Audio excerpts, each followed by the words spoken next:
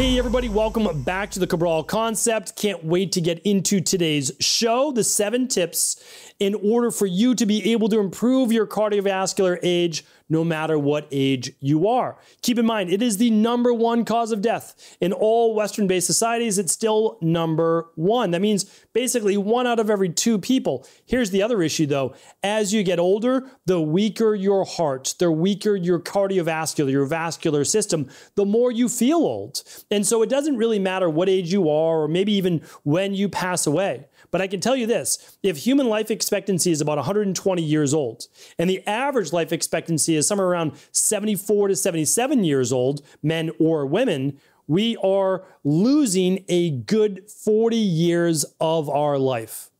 And the #1 reason is the cardiovascular system. So I want to share with you 7 straightforward, really simple tips in order for you to begin to improve your cardiovascular age. And it's funny because I just came from a walk. We'll be talking about that here today. Just came from a walk. It is summer. It is a little bit warm. Got a little sweat going right now.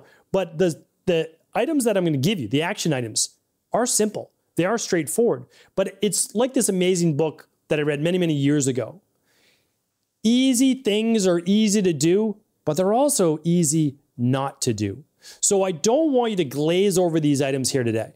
The items I share with you, you should be able to check off on a daily basis. All right, let's get started. Let's not just talk about it. Let's actually share these with you. If you're not familiar with the cardiovascular system, most of us, we know that heart, right? That big organ, our heart, but it also is attached to arteries and blood vessels. The cardiovascular system also helps with your cholesterol levels, your lipid levels, your, I won't say triglycerides, but your blood sugar, your blood pressure, and your overall elasticity in your cardiovascular system. Now, this is a follow-up from episode 3056. If you didn't tune into 3056, it's okay, but I talked about a new way to calculate your cardiovascular age, and I want everybody listening here today to be able to lower that by 5 years over the next 3 to 6 months, and I know you can do that. So I'm going to link up all the information you need at stevencabral.com/3072, including the previous show. All right, so here's the thing though. When you improve your cardiovascular age and your overall cardiovascular system, everything gets better. Like that's the nice thing is in natural health, if one thing gets better, it usually is connected to the whole body. So brain health and Alzheimer's gets better. Blood pressure, diabetes, and cancer all improve by improving your cardiovascular age. It's funny, but I was actually just talking with a new startup that is going to be debuting within the next 6 months. And they're using advanced AI like everybody now, right? But they're going to be able to give you a legitimate predictive score for cancer and then eventually other of the top 5 causes of mortality. Because as I've shared with you on previous shows, there's really only 5. There's 5 causes of mortality at a younger age, or I should say before 100 years old, truthfully, right? Because not everybody can live to 120 yet, right? Yet, I'll say yet, caveat there. We very well may change in the next 10 to 20 years, and I believe that it will. But we've got cardiovascular disease, stroke and high blood pressure. You've got type 2 diabetes, you have cancer, and you have Alzheimer's. Okay. All of those get better with the tips I'm going to give you here today. All right, so here we go. I'll link up how to check your cardiovascular health. Just understand you're more at risk if you have family history, if you smoke, if you consume more than 2 to 3 alcoholic drinks per week, if you have an unhealthy diet.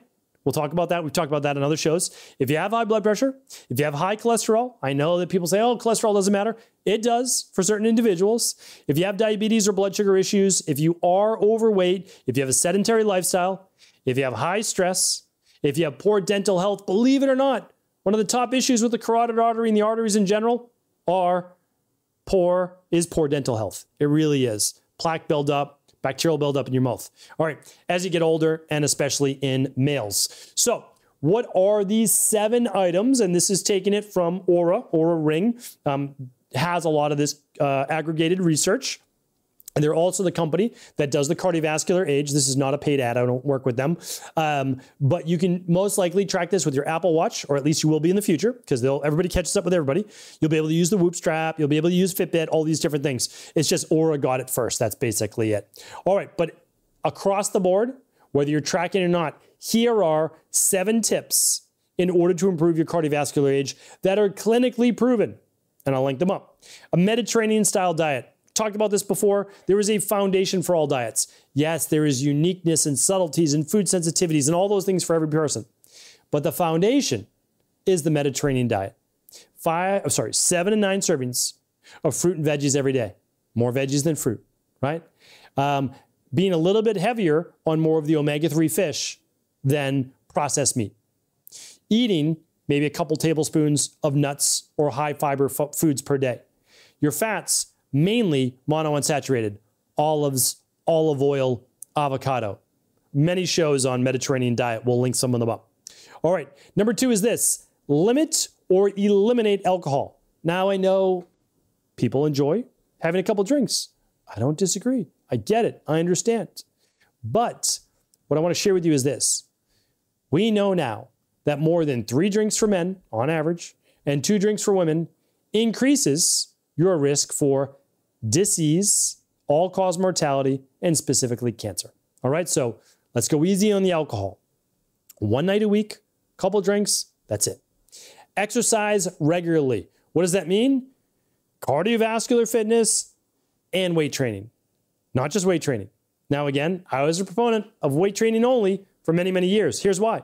Because you can just do metabolic conditioning workouts, HIIT workouts, and you never need cardio in order to transform your body. The difference is cardio, steady state, believe it or not, helps improve telomeres, helps reduce biological age, helps with elasticity in the arteries, so much more. All right? So we get in our exercise. How many minutes? 150. Seems like a lot. I get it. I understand that as well. But 150 minutes boils down to 30 minutes, 5 days a week. So 30 minutes, you're worth it. Build that into your schedule. All right, next up, monitoring health conditions. I love this tip. This would not be one. The others, yes, they're all part of my de-stress protocol without a doubt. But monitoring current health conditions, I like that. It's actually looking at, are you improving your cardiovascular age inside of a biometric tracker? What are your cholesterol levels, triglyceride levels, blood pressure? What do they look like? What does your gut health look like? What are your omega-6s to your omega-3s? Monitor that on an annual basis. And if there's anything wrong, here's the nice thing. All of those things, truthfully, all of those things can be corrected within 6 months. You just can't. You can correct blood pressure in 6 months. You can correct cholesterol, unhealthy levels of cholesterol in 6 months. You can correct elevated levels of blood sugar in 6 months. You can do all of those things. And so if you're monitoring, it'll never get out of hand because you'll be able to catch it at least on an annual basis, every 6 months if you'd like, and be able to then rectify the situation. All right. Number 5, stress. Yes, stress. You can have perfect cholesterol, right? Perfect. Good genes, all of those things for cardiovascular health. If you have elevated cortisol, unfortunately, that alone, high cortisol, can cause heart-based issues. So run that stress mood and metabolism test, lower stress, begin to get, which I'm going to talk about in just a moment, better, deeper quality sleep. You've got to get that sleep. We'll talk about that in just a couple. All right. The next one is maintaining weight.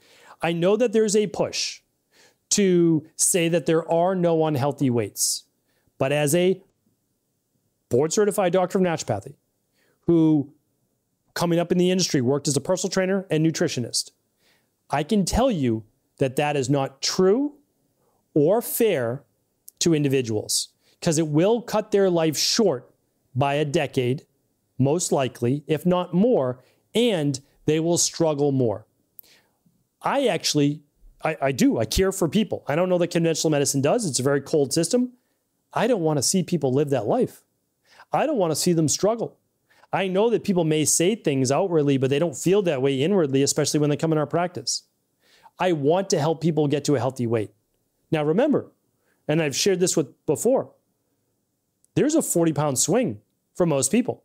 At 5'8", you can be 120 pounds unhealthy or 160 pounds unhealthy. You can even be a little heavier and still be healthy. So it's like, I just want to help people find the right weight for them. And there is no one weight per height. It's a range, but there is a healthy range. And by getting to a healthy weight, you will reduce all-cause mortality. That means you will reduce every chance of dying by getting to a healthier weight. That's the truth, all right? So again, we of course would love to help you with that, but you can find a lot of great practitioners out there that can help you. That's the truth. Okay, number 7, I want to give you a bonus one, but number 7 is prioritizing sleep. It's the truth. We work with so many clients in our practice, thousands each month, thousands. And I can tell you this, a client can be taking the right supplements. They can be eating the right foods, but they are most likely not going to be able to balance their hormones, their blood sugar, their weight, all the things that they want if they are not sleeping. And sleeping is not putting your head on a pillow, right? It's not. Sleeping is 7 to 9 hours of sleep per night. The more active you are, right? Or the faster the metabolism. And also, it's getting 75 to 90 minutes of deep sleep and 2+ hours of REM sleep. That is good quality sleep. That is restorative and rejuvenating sleep for the entire body, including the heart. And if you don't get that, cortisol levels could be up, glucose levels could be up, not good for the heart, more inflammation. The heart and inflammation do not mix. That leads to stiffening of those arteries. All right, the 8th one, I didn't put it in as a top 7 because the truth is this. If you smoke, you have to stop, no matter what you're smoking. Do not inhale smoke into your lungs. It doesn't matter if it's a completely natural tobacco, whatever it is. Inhaling smoke into your lungs increases oxidative stress and it increases your chance for cancer. Smoke is oxidative. When we look at cancer-based risks and cardiovascular as well, you've got about 10% genetic, no doubt about it. About 25% is smoking. Like, it's a huge risk factor. And then the rest is lifestyle, how you're living, processed foods, toxic exposure, lack of exercise, et cetera, like all those things, the de-stress protocol. So if you cut out smoking, or even if you're living a healthy lifestyle, well, you still have a 25% increased risk just from your smoking. I know it's easier said than done. I totally get it. I get it. It's like cutting down on alcohol. Seek out a good therapist, a good plan that you can work on smoking cessation. It's one of the most important things that you can do. If you can get to a healthy weight and you can stop smoking, that alone makes a monumental difference. Again, not just on lifespan, the amount of years you live, but on health span, the amount of healthy years that you live outside of the doctor's office, right? So hopefully today was helpful. I have lots of shows that go in depth on the diet and the sleep and all of those things. So if you want more information, just ask, free of charge. Go to cabralsupportgroup.com. Ask your questions there on a daily basis. We are here to help. And for all of today's big takeaways, head on over to stephencabral.com/3072. Hopefully this was helpful. Do feel free to share it with anyone you believe it could serve. And of course, I'll be back tomorrow with a brand new Cabral Concept. Thanks so much for tuning into today's show. Before you go, don't forget to hit that subscribe button. I want to make sure that you're getting our daily content, not missing out on anything functional medicine, wellness, weight gain, weight loss, anti-aging, living longer, stronger, and all of the most cutting-edge research. And if there's any topics you want to hear, feel free to leave them in the comments below. Take care.